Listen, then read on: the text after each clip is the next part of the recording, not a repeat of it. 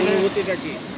আসলে এই সাগরের পাড়ে না আসলে সাগরের যে বিশালতা, সাগরের যে গর্জন এবং পাড়ে আসতে পড়ার ঢেউ, এইটা আসলে মুখে বলে প্রকাশ করা সম্ভব না। এইটা যখন অসাধারণ। আকাশ হয়েছে, আসার পরে যেটা আসলে দেখতে সাগরের যে বিশালতা, সাগরের যে গর্জন, আসতে পড়ার ঢেউ, এটা আসলে একটা একটা মানে একটা অনুভূতি আসলে প্রকাশ করার মতো একটা বিষয়টা এটা আসলে অনুভূতি না প্রকাশ দেখলে করে শেষ করা যাবে না।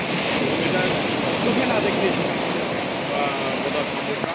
যার কারণে এইখানে এই সাগরকন্যা এই পাড়ে এবং বিশ্বের দীর্ঘতম এই সাগরের পাড়ে প্রতিদিন বিভিন্ন দেশ বিদেশ থেকে এবং দেশের ভিতর থেকে বিভিন্ন জেলা থেকে হাজার হাজার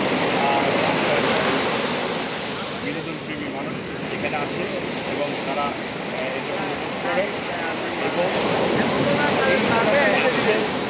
এটা উপভোগ করে এবং শারীরিক পরিবর্তন আপনি ঘটে। তাই আমরা এখান থেকে আপনাদেরকে